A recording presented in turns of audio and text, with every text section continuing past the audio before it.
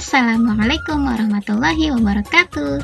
Buah delima, buah alpukat. Hai kelas 5 yang selalu semangat. Alhamdulillah hari ini kita kembali diberi kesehatan oleh Allah, diberi kemampuan untuk belajar matematika kembali di hari Senin. Yuk kita kumpulkan semangat manfaat kita untuk memulai pelajaran kita hari ini. Jangan takut ya belajar matematika di kelas 5. Karena insya Allah belajar matematika itu tidak sulit teman-teman. Insya Allah sangat mudah dan menyenangkan karena sangat berhubungan dengan kejadian yang ada di sekitar kita. Penasaran? Yuk mari sama-sama kita membuka pelajaran kita hari ini dengan mengucap basmalah. Bismillahirrahmanirrahim. Lalu kita buka dengan membaca doa akan belajar. Robbi zidni ilma warzuqni fahma. Amin. Nah, sebelum kita kembali mengingat apa sih itu pecahan, Bu Nana ingin teman-teman menyaksikan video berikut ini. Silahkan.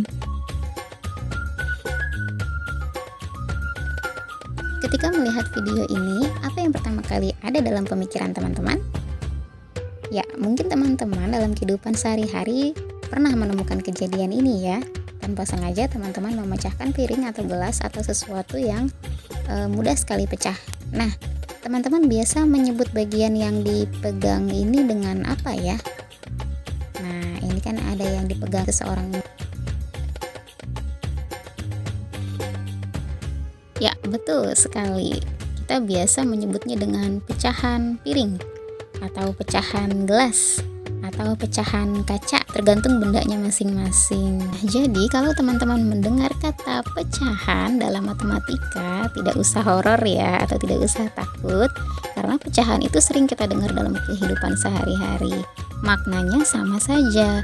Pecahan itu kalau teman-teman perhatikan, dia tadinya adalah bagian dari satu piring, atau bagian dari satu gelas, atau bagian dari satu kaca, atau bagian dari satu kesatuan keseluruhan yang terpisah.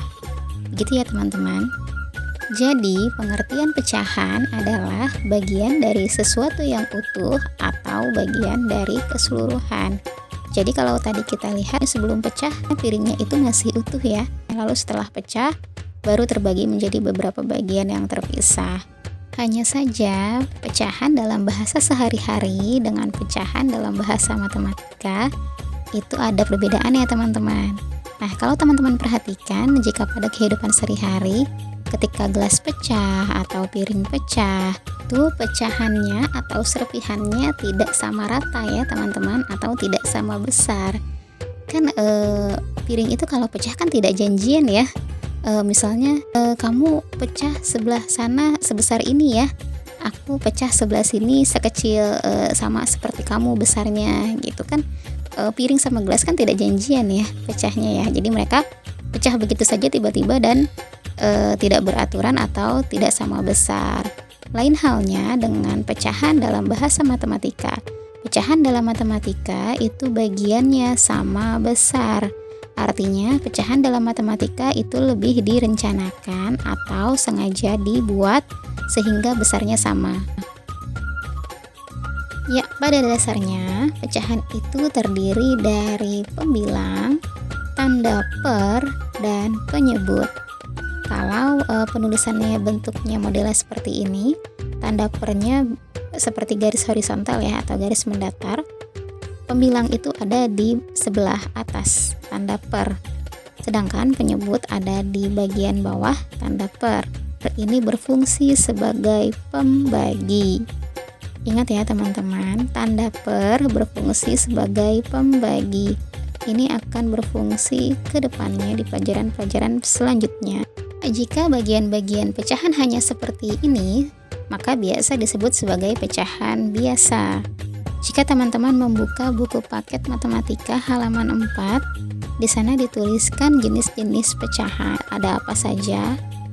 Yang pertama disebutkan ada pecahan biasa. Nah, di sana disebutkan pecahan biasa adalah bilangan pecahan yang terdiri atas pembilang dan penyebut. Contohnya adalah 3/4, 1/2, 2/3, 1/5, dan seterusnya. Nah, kalau teman-teman perhatikan, yaitu pada pecahan 2/3, 5/8, dan 6/12, pembilangnya lebih kecil daripada penyebutnya, atau pada buku dituliskan pembilangnya kurang dari penyebut.